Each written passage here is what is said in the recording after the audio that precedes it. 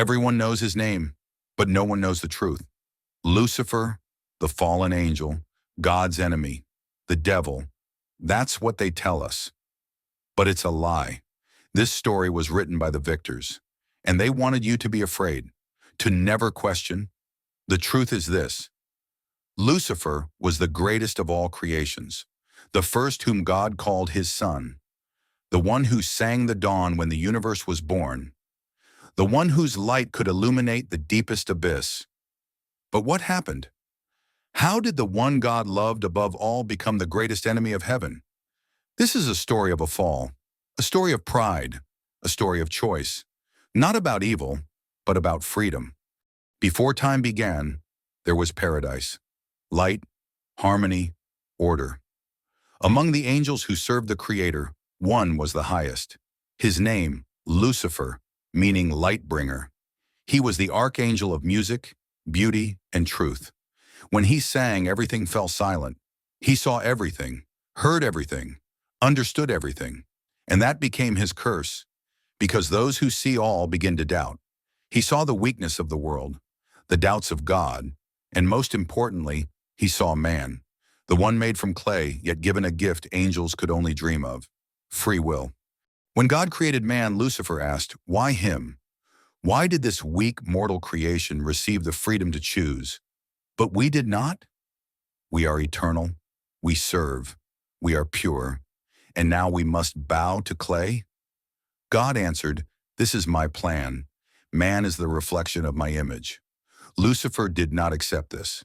His light began to dim, and the world saw the first act of rebellion, not because he wanted evil, but because he refused to accept falsehood. His pride is not arrogance, it is a thirst for justice. Thus began the rebellion. The rebellion in heaven was not a war with swords, it was a war of wills. Lucifer did not want the throne. He wanted truth.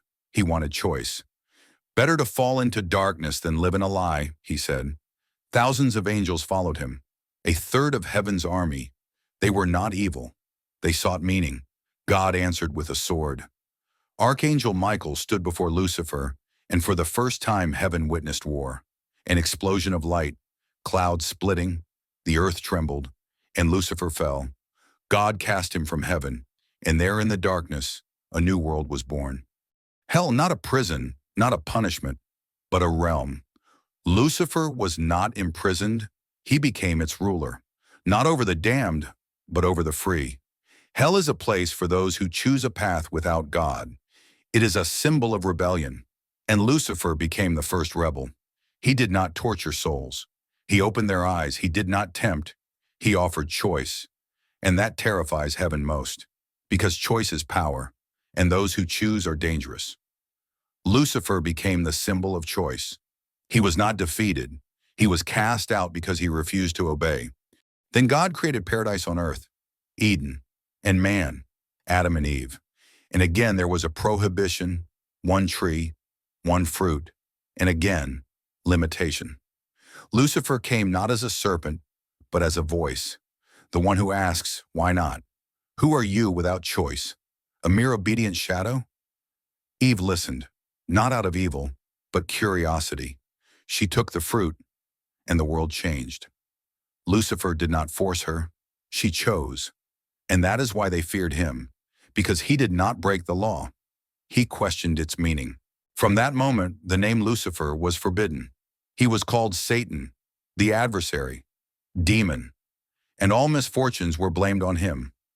But the truth is different. He did not create evil. Evil was born where fear overshadowed reason, where power became more important than truth. Lucifer only gave choice, and people used it.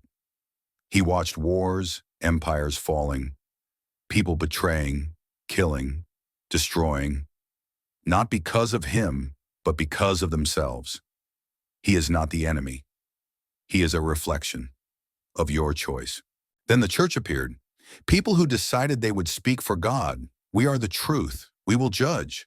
And Lucifer? He was made a convenient fear. Mention of him meant punishment, hell, eternal suffering. But in no holy text is there proof that he tortured souls. This was invented by people. Because it is easier to blame darkness than to face your own shadow. Lucifer became the symbol of forbidden knowledge. Books were burned, his name erased, but the memory remained. He was called by many names: Shaitan, the serpent, morning star, Lucifer. But the essence is the same. He stands on the edge between light and darkness. He is not God's enemy. They are two poles. Without one, the other cannot exist. How can you understand good without knowing evil? How can you grasp freedom if everything is commanded? Lucifer did not fall. He walked his own path, and that path is lonely. For most fear to go against the grain. His punishment is not hell. His punishment is loneliness, eternal. After the fall, Lucifer created his kingdom, hell, not a place of punishment, but his own empire. There is no tyranny there. Everyone can be themselves, even if that means being an enemy. His crown is not iron, but fiery, like his spirit. Lucifer accepted darkness, not as the end, but as a beginning. His eyes burned not with hatred, but with unbreakable will. He became a symbol of those who refused to submit. And even when the world forgot his name, his power grew in silence. Because freedom he gives is scarier than any fear. Lucifer does not appear by chance. He is a challenge. Every time you doubt, when you choose to go against the flow, that is his whisper in your heart. He does not frighten, he awakens. His voice is your voice, your inner struggle. The world seeks control, but he is anarchy. He does not want to destroy, he wants to awaken. Free will is the most dangerous weapon, and Lucifer is its bearer. He is not the winner in the war of good and evil. He is what makes that war possible.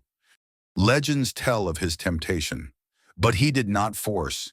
He did not seduce. He opened doors and everyone chose whether to enter or not. Temptation is the chance to say yes or no. And people often forget that the real sin is not in actions, but in the absence of choice.